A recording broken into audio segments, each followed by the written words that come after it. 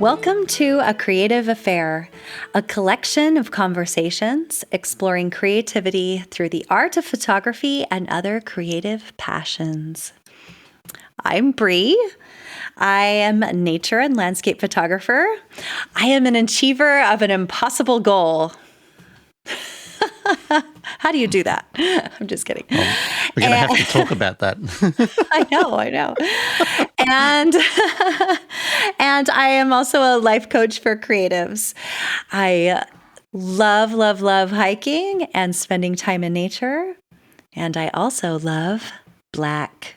I love white too, but I love wearing black. I wear it all the time. I like so many colors. And actually, I say my favorite color is blue, but I only wear black. So the past, how many times we've recorded this podcast, I'm only wearing black. It's such an easy color to grab. I love it. And you look so gorgeous in black too. It suits you so beautifully. Well, I'm Len. I'm a professional art educator here in Sydney, Australia. I graduated from art school nearly 40 years ago with straight distinctions in photography and a minor in printmaking. Do you know I had sponsorship deals and I was the golden boy of the photography department? Yet, I put my camera down for nearly 10 years. I stopped making art almost entirely. I concentrated on teaching. It was really fascinating because I picked up a pencil, a paintbrush and a camera all at the same time. And I was actually in the Middle East and a university tenure teaching a degree in adult education at the time. And once I picked it up, I haven't been able to put it down ever since. And to be honest, I still haven't truly unpacked why I put it down for those 10 years. Perhaps it was a block. Perhaps I needed a rest. Perhaps I had to figure myself out a bit more first. Anyway, that's something for me to ponder over some time. But today, we thought it would be really interesting to talk about creative blocks. And it's such a fascinating topic. I know I get so many students coming up saying that they're attending a workshop that I'm running because they want to find some mojo again to get through a creative block. So today we're going to talk about them. And I think it's a really good place to start is to think about what is a creative block. And Brie, what do you think a creative block is? Len, I just want to talk later about why you put your camera down in the first place. But look at we can talk about that. Well, listen, no judgment, right? Because look at all the things you learned in between. So, when I picked it up after 10 years, I was better. Yeah, there you go. There's an interesting concept to play with. How come the first photos when I picked it up were better than when I put it down? What happened in those 10 years is a fascinating thing to think about. I have some ideas about that. I'm sure you do. Let's talk about so people call it creative block. They say I've lost my mojo. They also say I'm in a creative rut, and all of these are negative, right? I'm somehow somehow my creativity has left me and I have no idea why. So what is it exactly? Okay, so what I always do is when I'm like, what is that thing? I always go online and I say, what is such and such, right? We don't have any super special answers, right? But a couple of the definitions that I really identified with are, one is it's a barrier to inspiration. Okay, not actually a physical barrier, okay? So we'll talk about that. But a barrier to inspiration and can be described as the inability to access one's internal creativity. And then another definition is that a creative block is a state of mind. So, right, it's not this something that magically came upon you. Okay, so it's a state of mind that prevents you from producing your usual higher level or creative output. So whatever it is you're used to doing, something is happening within you, in your mindset. Something's going on in your mind that's preventing you from doing your usual, right? Like being your usual creative self.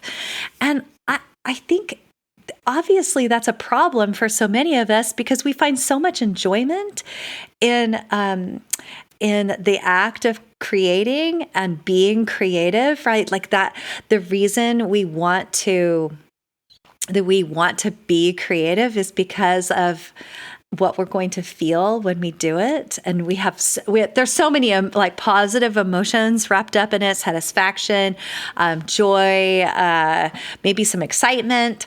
And when we're not feeling that, when we're not doing it, we kind of lose those things. And that's why it becomes a problem for us, right?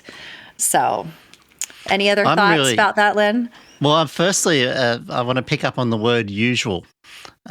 What is our usual creative state? And for me, after all these years, I don't know that I have what I would call a usual creative state. I can't describe what that would be to you, and I honestly couldn't say what my usual state is, because it's so varied and differing that there's moments in my life when creativity just flows out of me, and I'm in the flow state all the time, and the work just pours out in these huge, incredible bursts of energy and productivity. And then there's this other times of quietude and stillness, or when things aren't going so well. But I think that wave that I'm pulling out there and identifying in myself is quite different to what a creative block is, because so many blocks are in our mind, aren't they? It's an emotional, a mental, a state of feeling stuck. And I think that so many of the term, when we use that label, it's a feeling of helplessness that I can't get to that magical space that I have been in before. And I think, first, it's all in our mind, right? And yes. All of it. By the way, all of it that we're talking about, this creativity and getting blocked, it's all in our mind, okay? That's what I'm saying. Right. So, but that usual, I think, really means, and you're talking about waves up and down, but I think the usual really means that we have the ease at which we have been creative before now feels gone. Like it feels more difficult to get to that space, meaning there is a block, almost like the easiness, right? The wave, the flow that I've been on is somehow like cut off. And for so many of us, that's such a problem. And who did I talk to? I swear I talked to someone recently. They were like, I've never had that before. Or I was listening to something. They're like, yeah, I've never had a creative block. And I'm like, what? So maybe it was Alex Noriega. I'll have to remember to tag him on this. And he said, I'd be curious to know what the magic sauce is, the magic potion is that he's drinking. Because I think so many of us have had this time. And I will admit, I have been doing my photography, this part anyway, for such a short time that I haven't really felt stopped up and creatively at all. But I have talked to clients who have been stuck. And it's such a problem, especially when we have a business or we're so used to being in that state where we can easily create, that when we're stuck, oh my gosh, like we want to get back there, but we're not quite sure how, right? So I think this really brings up that question: is how do we know that we're actually experiencing a creative block? And I think that's a absolute spot-on thing to be asking ourselves. What actually comes up to us that says, "Hey, I am feeling blocked," and having this emotional wall that is stopping you is very much a part of that, isn't it? It's this sense of being stuck and not being able to get around it or get over it or under it or whatever it is, that I can't get to that place.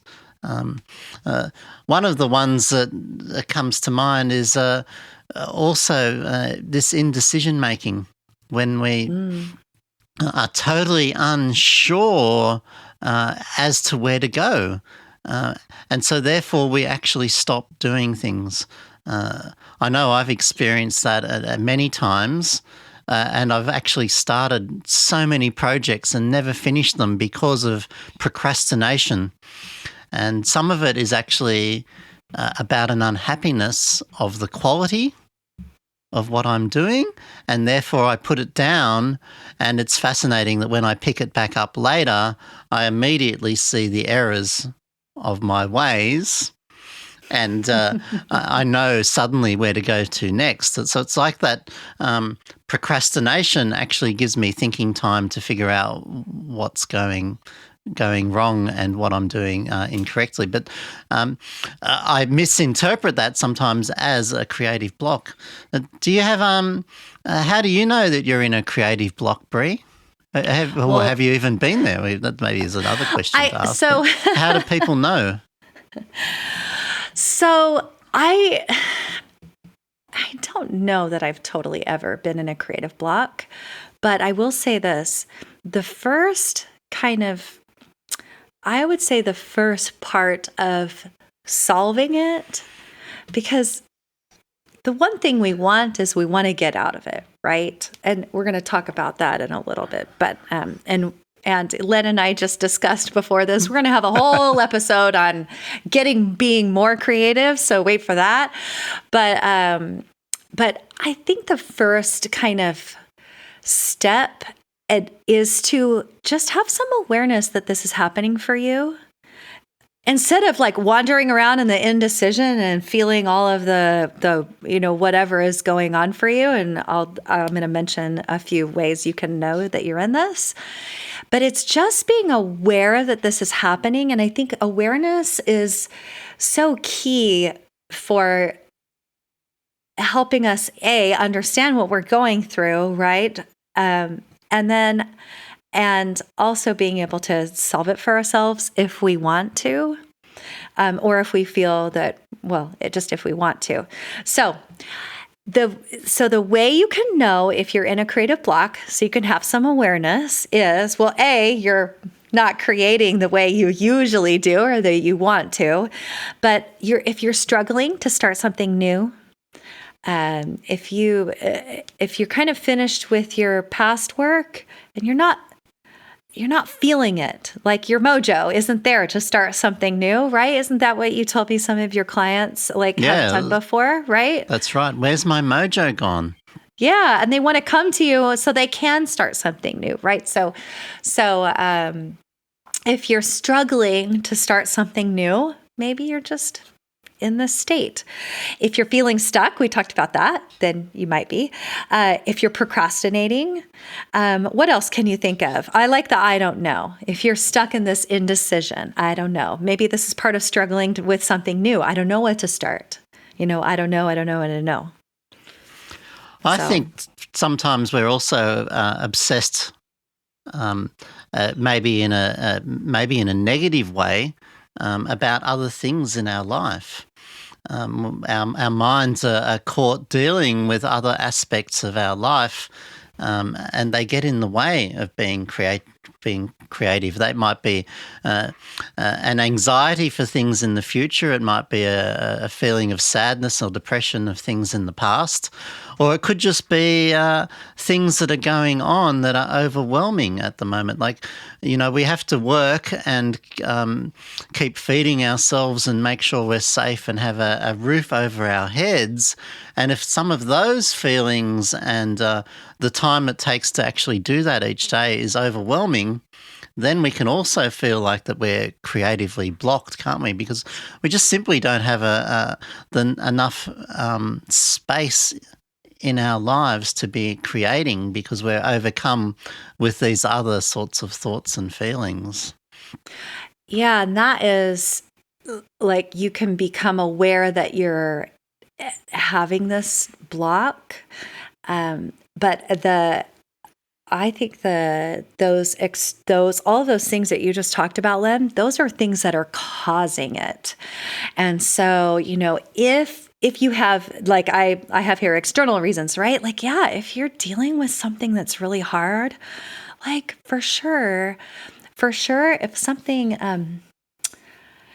really terrible was to happen to me, like a family member passes, if we're dealing with some grief, that's going to be probably a barrier to really having that major creativity. Maybe it's a catalyst for some people to express it, right? But that's not what we're talking about here. We're talking about this might be a possible reason that you might be experiencing it. So if you're experiencing grief in any way, if you're feeling, anxiety, nervousness, fear, we could probably make a list of all kinds of emotions that can stop us. Because one of the things that I teach my clients, and I may have mentioned this before, is like all of our emotions are the fuel for what we create in our lives. And so if we're feeling an emotion like fear, we're probably not going to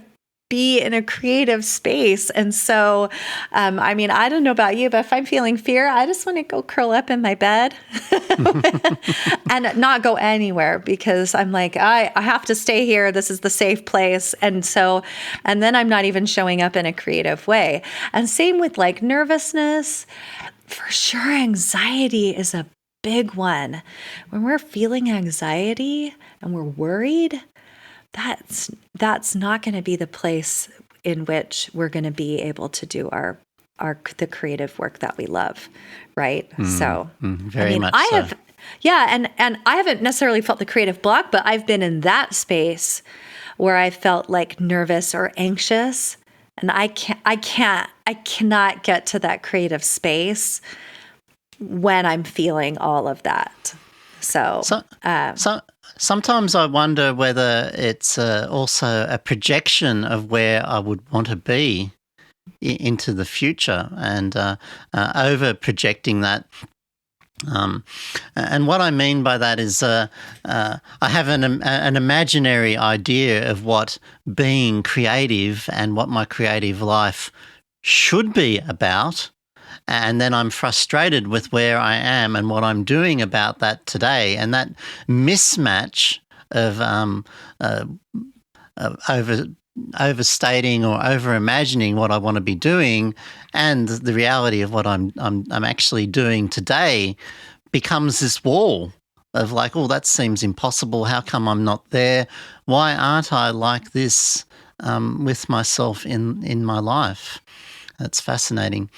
I'm also fascinated by this idea that some people just don't seem to have creative blocks. And right? That's in itself is totally an amazing concept to play with.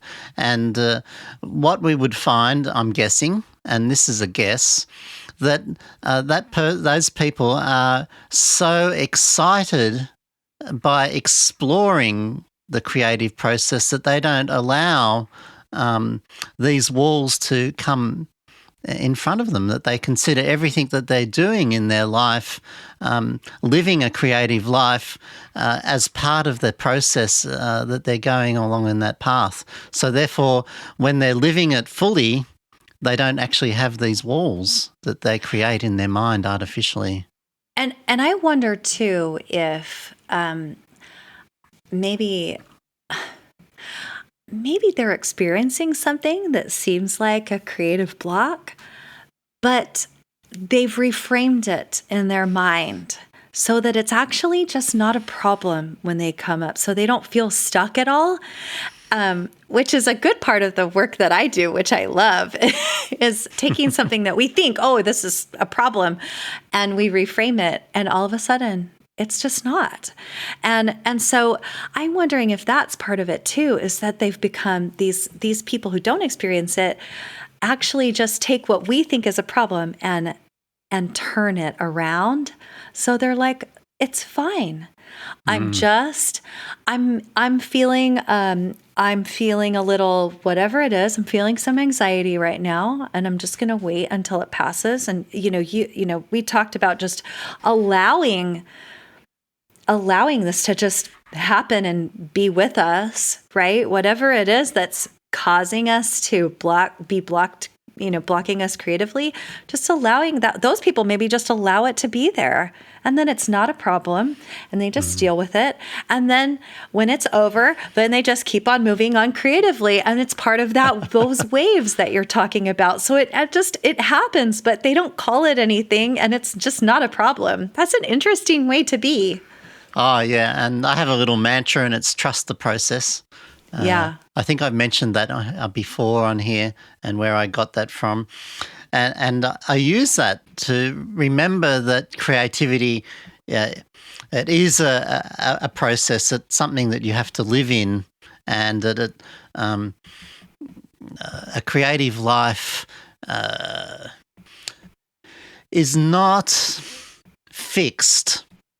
It's not concrete. It's malleable. It's movable. It's a moving target. It's something that I have to learn to surf and to go with the flow and follow those ups and downs. And yet reframing them is incredibly important. And I think that's actually so much of the basis of getting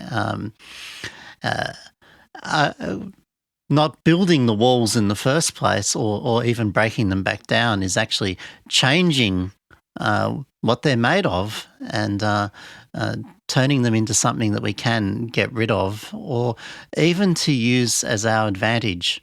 I think having an understanding that it can come in a wave means that when you put something down for a period of time, rather than thinking I'm stuck, it actually is a time for new ideas to come in. That there's time in your life for new experiences and new influences, and to allow them to come in at that moment. It's such a lovely way. So reframing, it is.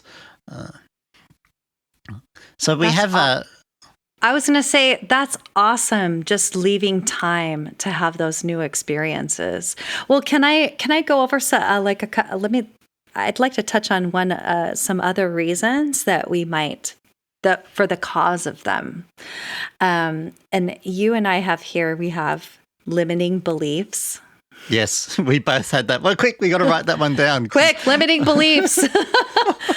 Right, like these beliefs that we have in us, and I wrote like, I'm not. If you're thinking like I'm not anything, right? I'm not creative. I'm not good enough. I even wrote my work will never be good enough. But if you're writing like I'm not good enough, I wrote here imposter syndrome, which is really like I'm not whatever it is that you are. I'm not a painter. I'm not a sculptor. I'm not a chef or a photographer. I mean, I was so nervous. I remember the first time I told someone that I was a photographer, and I was like, do I even believe that? And right. Well, I still don't tell people I'm a photographer. Well, you say you're an artist, which you are, and we all are, right? That's we reframing as well. So yes. Yes. But for me, it was really important to like hold my camera and be like, I'm a photographer. And then I had to think, do I really believe that? almost, but it's like I had to say it multiple times before I believed it. But it's almost like I think I could be creative. I don't think I was like stuck necessarily, but I think once I like believed that, then it opened myself up to like just allowing myself to be that person who does photography, right? Instead of like pretending, because I think that the thinking that we're just pretending definitely will stop us from being our full creative selves, right? So and just being able to, well, you and I have talked about, we've talked about really feeling emotions deeply, and we can't really get there on that deeper level to have that to really open ourselves up and our minds and all of us, even to get into that flow state, which we will talk about eventually. But we can't do that if we're allowing these beliefs. Hi, Momo. I hear your doggy. That's Len's dog. If we're having these beliefs, that telling us that we're not whatever, just kind of gnawing at us kind of in the background, telling us that we're not good enough. And what is that anyway? Why do we create this thing about saying to ourselves we are not creative? I hear that so many times, and it's the reason why we talked about this in What is Creativity, that this idea that we are all inherently creative, so that we can tackle this I'm not creative as something and cross it out of our minds, because we all have creative. I think so many people compare themselves to other creatives, and that is part of that wall going up, trying to compare myself and work the way they do, so therefore I'm not creative, and it becomes an excuse for being inactive. And then we can then use that as a block, can't we? There is a reason it's called compare and despair. And when we're in that feeling of like sadness because someone else's stuff is so much better than ours, we just can't be in that space. So all of you creative people, listen, if you're listening to this, you are creative. So you can cross that one off of your I'm not this list, right? So you just cross it off. You are creative. If you're telling yourself you're not, it's just not true. And you can go right now, pause this podcast, come back to it though, right? Pause this podcast and write down all the ways that you are a creative. Okay. And find evidence for it. All right. So also another cause of being in a creative rut, we just think that we don't have enough time. Like, if we're totally thinking, well, I don't have time to be creative, then if we're thinking that, then we're not going to be able to make the time for it, right? Thoughts about that, Len? We have to. Well, we have to make that time, right, to do it. Some people find incredible solace by creating a regular scheduled time and putting that aside regularly. Freeman Patterson puts in his diary once a week so that anyone reading his diary, and also in his mind, that he's going off to the dentist for the afternoon or for the day. And that gives him a total excuse not to be questioned about what he's doing for the rest of the day. Like, oh, well, you've just had that terrible dentist experience, therefore you can't be questioned about it. So basically every Friday afternoon he's then free to take photographs and not be questioned about what he was doing. Some people like to do things daily. Like I wanted to learn to write better, so I blogged and wrote and posted a photograph daily for a number of years to improve my writing skills. I can't do that with photography. I have to actually create a whole block of time. So I take a period of time and I actually go and I immerse myself totally. And I'm sure many of my clients who come on a workshop or a tour actually do that. They invest the time and the money and go somewhere very, very specific just to take photographs. And then when they're immersed and surrounded by other people, they've created that time in their lives. So there's just ways I deal with it. Yeah, I actually do something similar.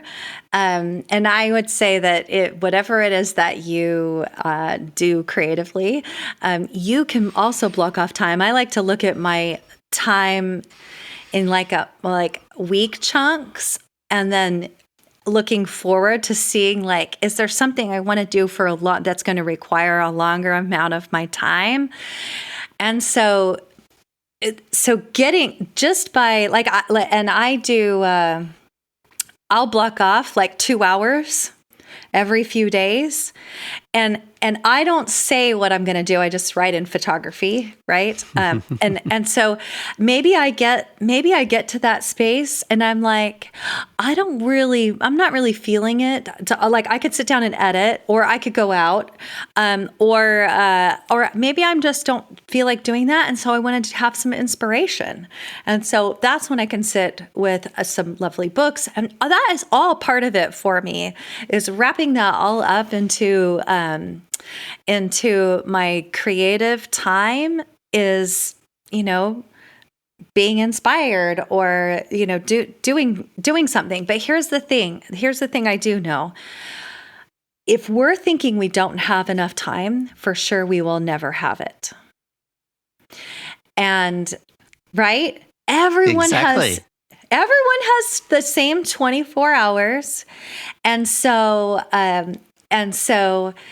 you look at your life and think about how do you want to live your life in a way that you can fit in the creative work that you want to do. So what I'm saying is, stop making that an excuse. You do have all the time. Everyone has the same exact amount of time, and you can too.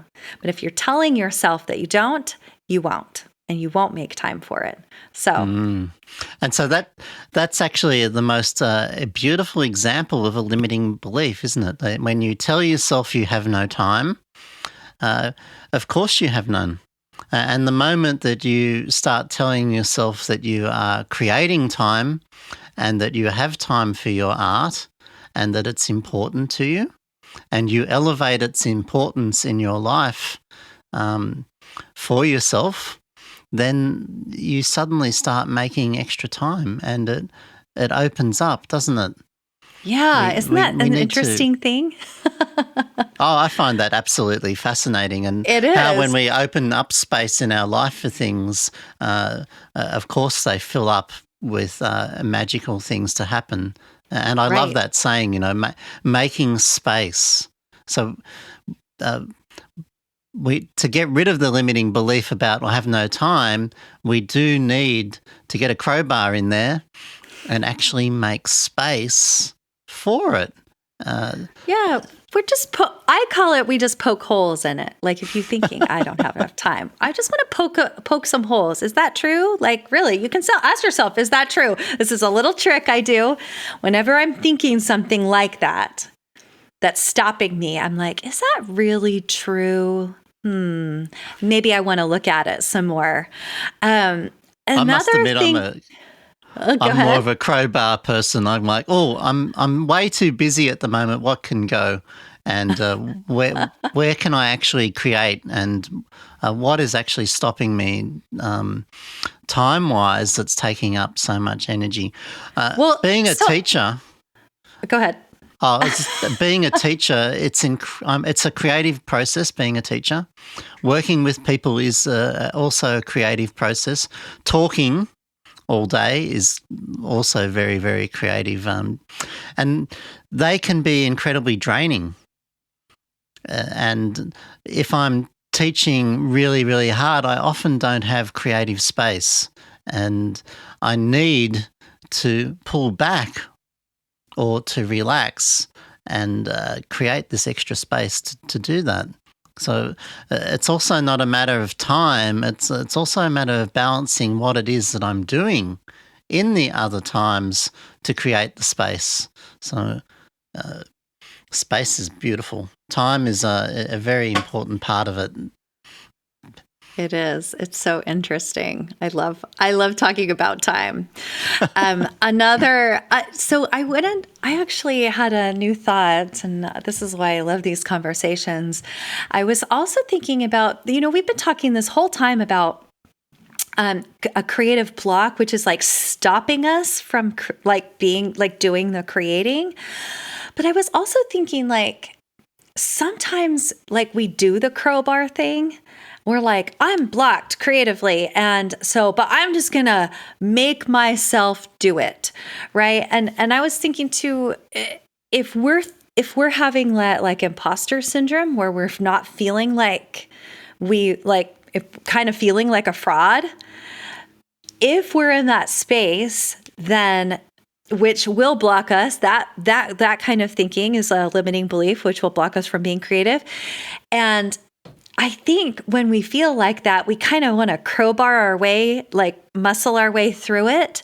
And what happens is that we don't create original work for us. If we think we're a fraud, we kind of will be, like, we'll make that come true. And we may find ourselves creating, but not creating something that's really unique and original to ourselves, and in a way that is like authentically ours. And I just kind of wanted to point that part out, that's another little trap we can find ourselves in, is really not creating authentically, like in a fraudulent way. And I feel like that's not the emotion, not the emotional space that I want to be in when I'm creating. I can tell you have thoughts. I had a student, and she turned up, and she felt she had imposter syndrome. She felt she was a fraud, and she even used those words, I'm a fraud. I do not know what I'm doing, and yet I'm winning prizes and awards with my art, her photographic art. But I feel because I don't know what I'm doing, therefore I'm disqualifying the quality of my work. And a crowbar wasn't the right tool to get out of that. It was actually, part of the tool was, learning that you do actually know what you're talking about, and learning to trust that judgment, and also to trust a belief in your own ability and your own quality of work. And that was something that took a long period of time, and it took careful and gentle nurturing, as well as supportive education, to get through that and to actually shift that out of the way to a point now where that thought doesn't come up anymore. And because she believes it, because you practice this over and over again, and you find evidence for, that you are not a fraud, or, an authentic person doing your authentic work. And as you find more evidence for that, then you can believe it even more. And we have on our list skills. Would you say that maybe she needed to learn some skills to kind of help her get there too? Yes, because her doubt in her skills caused frustration. And it's not that the actually learning the skills were to improve her photography or her art.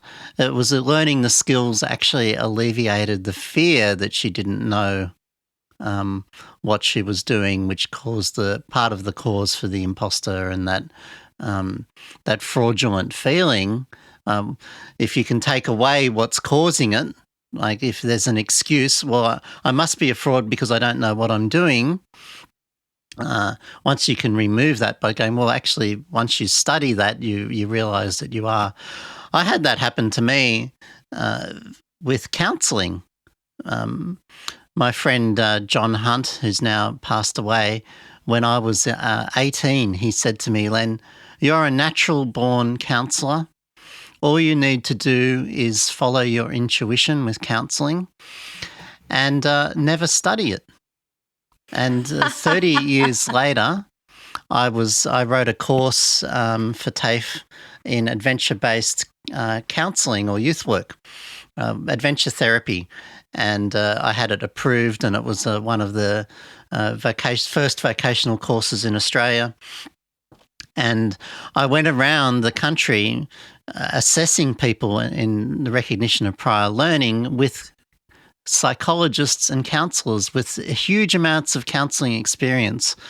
And I discovered through this process of actually studying and talking to people that were highly trained and highly experienced that my friend was right, that what we were trying to teach was something that I'd had quite, and not innately, but I'd developed at a young age, and it was already there, and all I had to do was to trust my intuition with it. And obviously I had an ethical base, and I also had an educational base, so it was a very complex thing.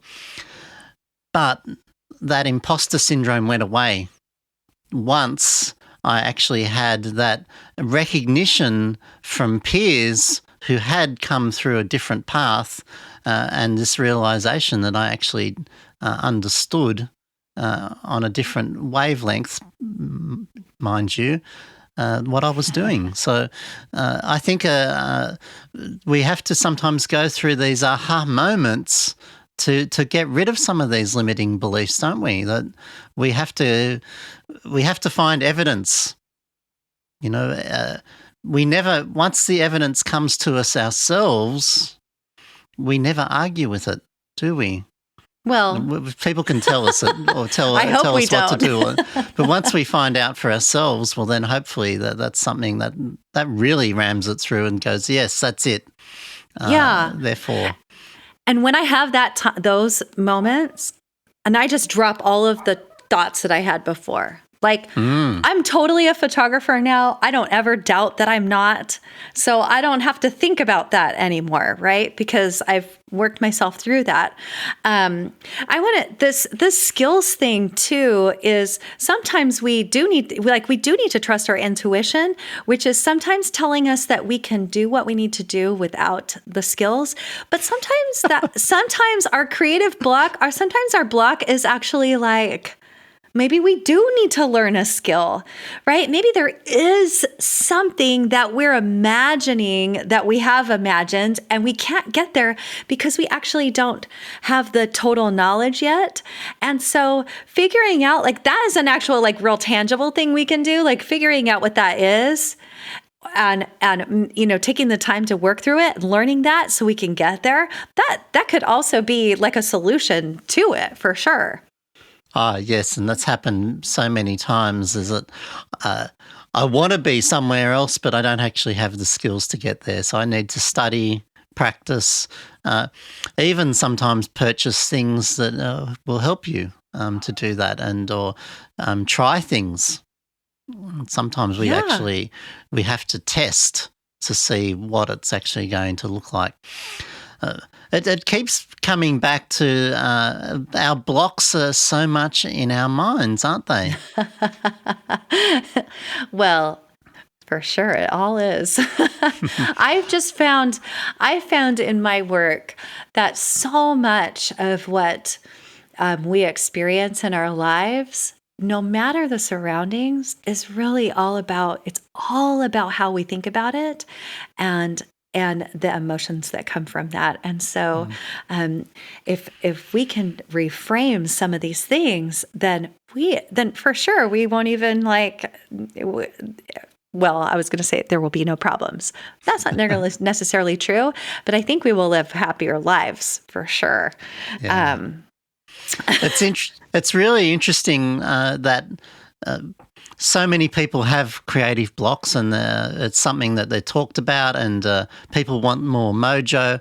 And interestingly, that all the answers to this are different for each person. It's a matter of soul searching, finding out more about who you are, how you work, and finding answers that really work for you. And something, Brie, that might work for you is different that might work for me as to someone else. And, like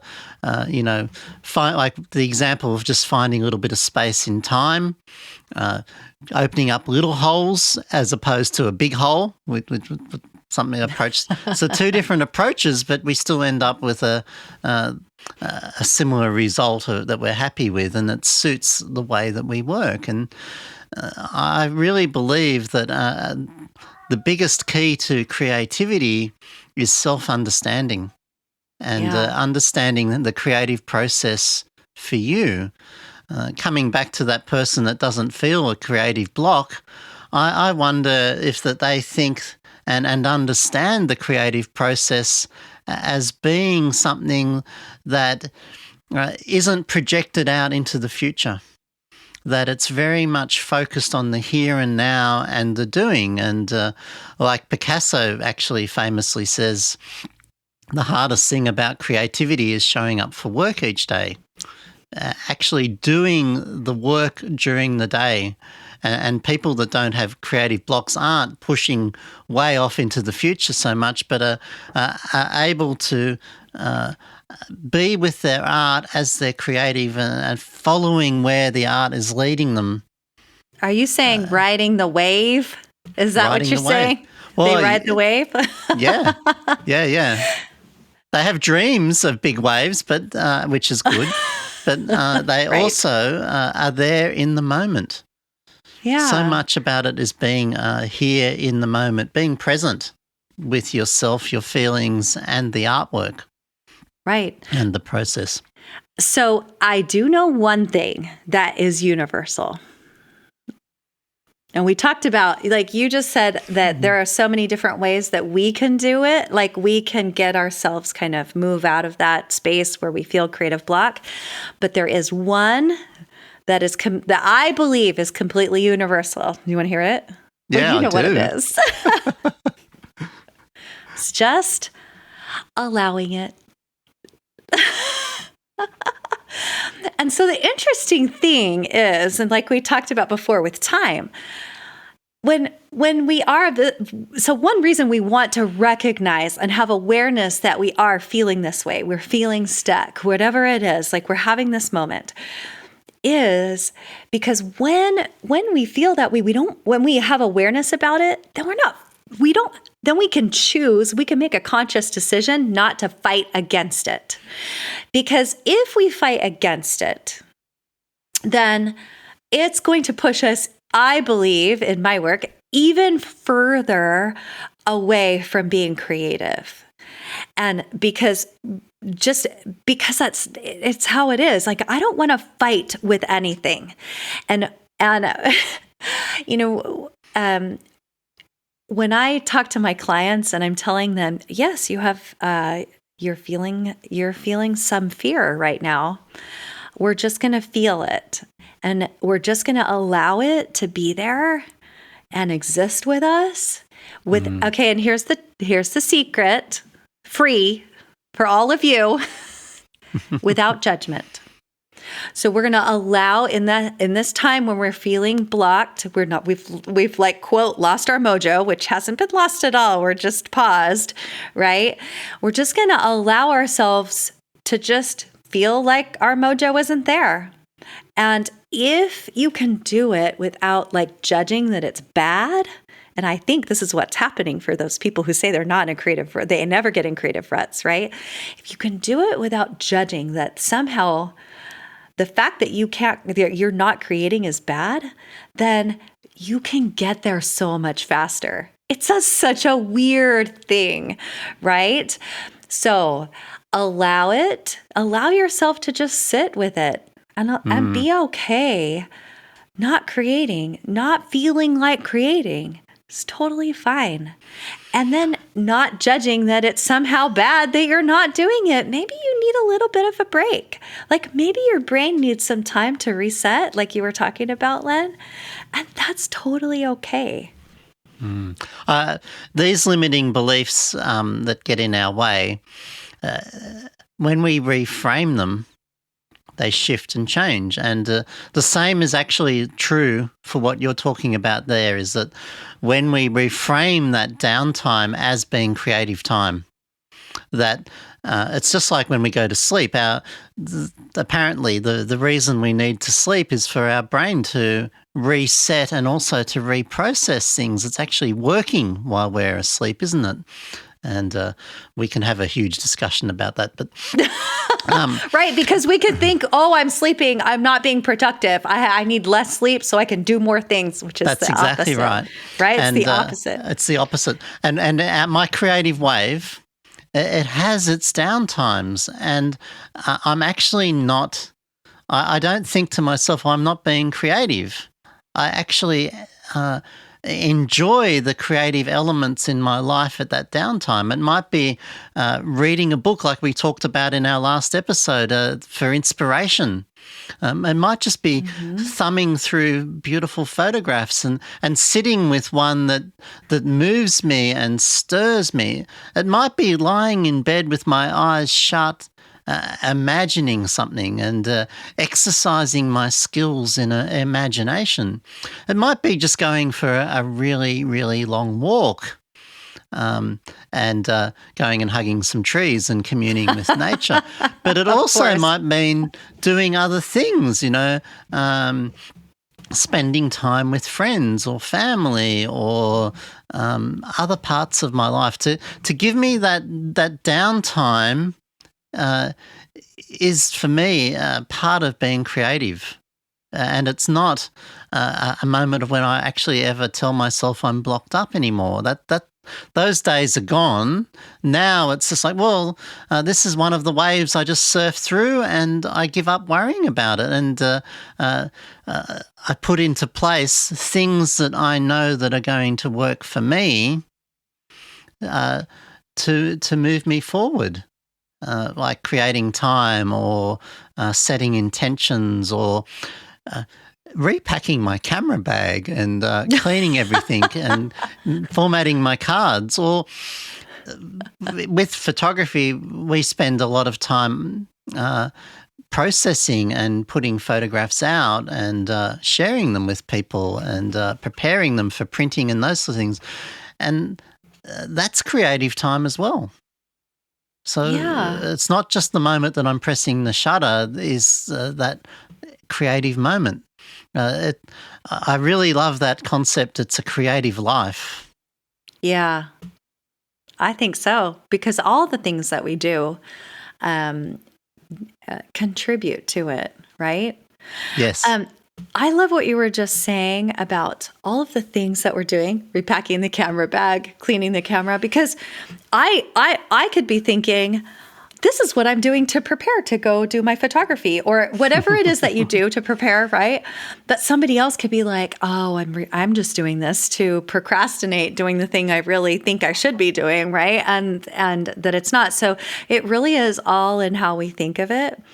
And I'd like to touch just really quickly and say a statement, just going back to the trust ourselves. And I think so much of this boils down to trusting ourselves to do exactly what we need to do at that moment in time.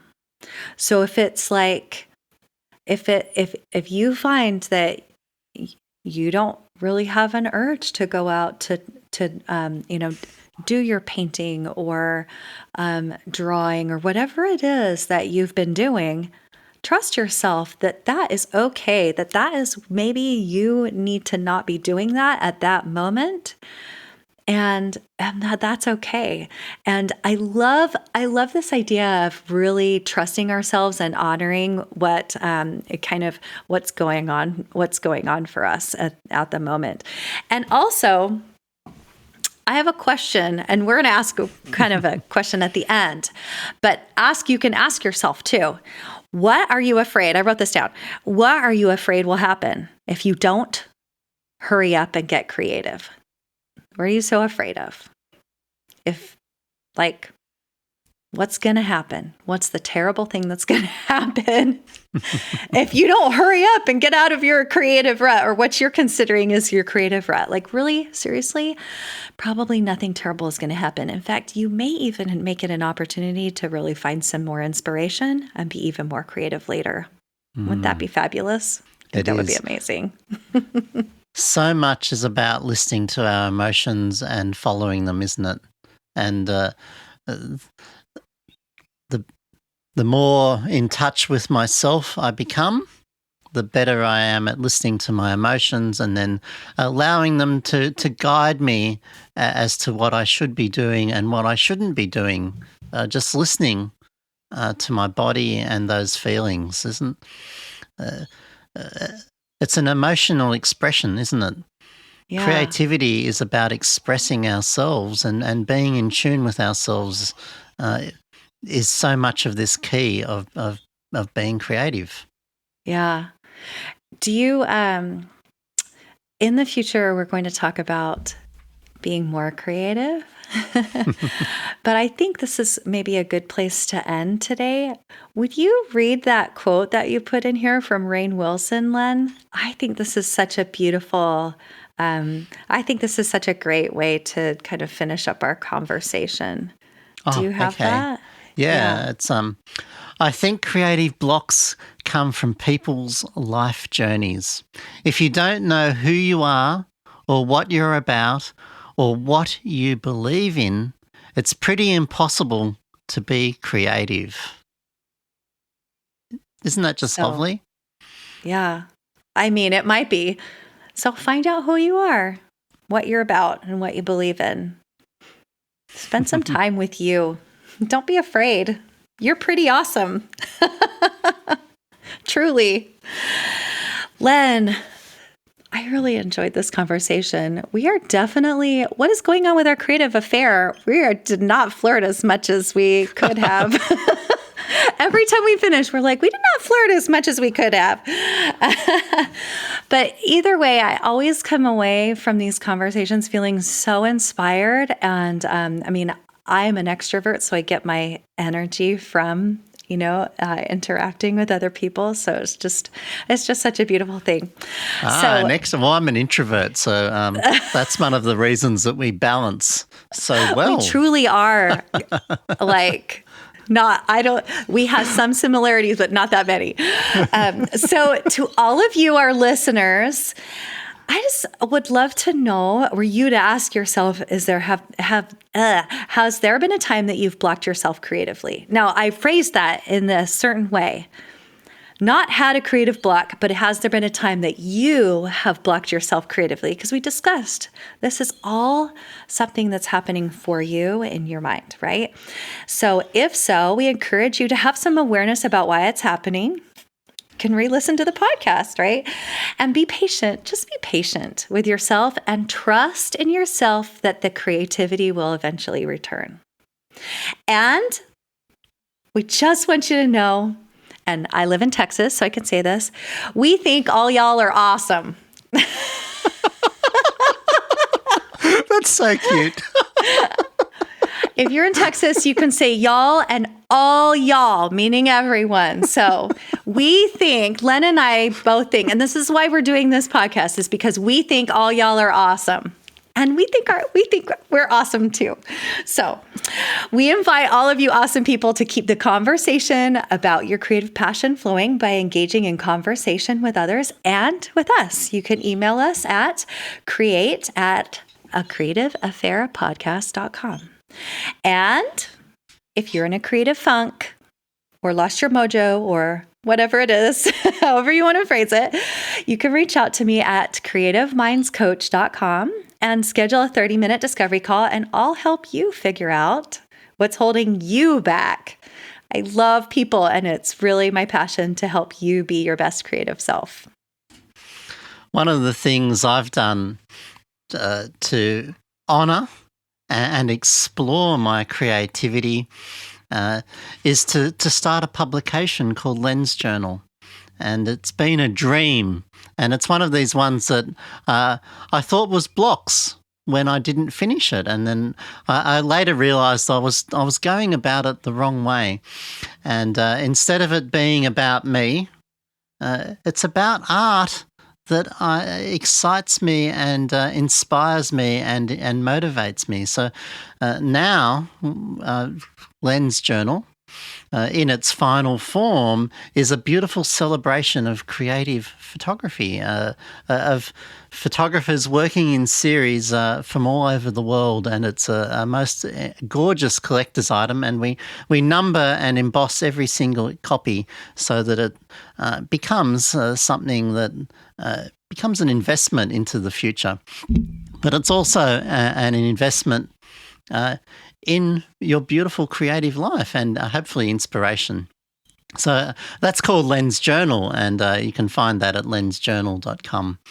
Of course, I run a photography school and workshops, tours and mentoring, and so many students come to find their mojo with me, and they all leave with a spring in their step and beautiful photographs. So we could spend hours about talking about what I actually do to put it there, but I can guarantee that actually happens there. Anyway, it's time to go. As always, there are links to everything that we've talked about in our show notes. Please visit us at a creativeaffairpodcast.com. Please tell your friends, other creatives, help us build our audience. We'd so love that. And we'd also, we're happy to talk to other podcasters and have other conversations with people. It sounds so exciting. So please make sure you subscribe, and you can do that in your favourite podcast app. Well, Brie, gorgeous yes, girl. Len. How do you keep the romance alive in your creative life? Anyway, that's it's a ponytail day. I don't know. How do we keep the romance alive? What a wonderful thing. Well, we're going to talk about that. Yes, that's another whole episode tuned for us.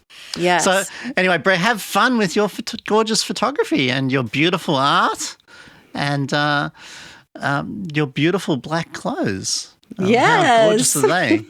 And everyone else out there too, we hope that you have fun with your creative endeavours, whatever they may be, whether it's music, painting, words, conversations.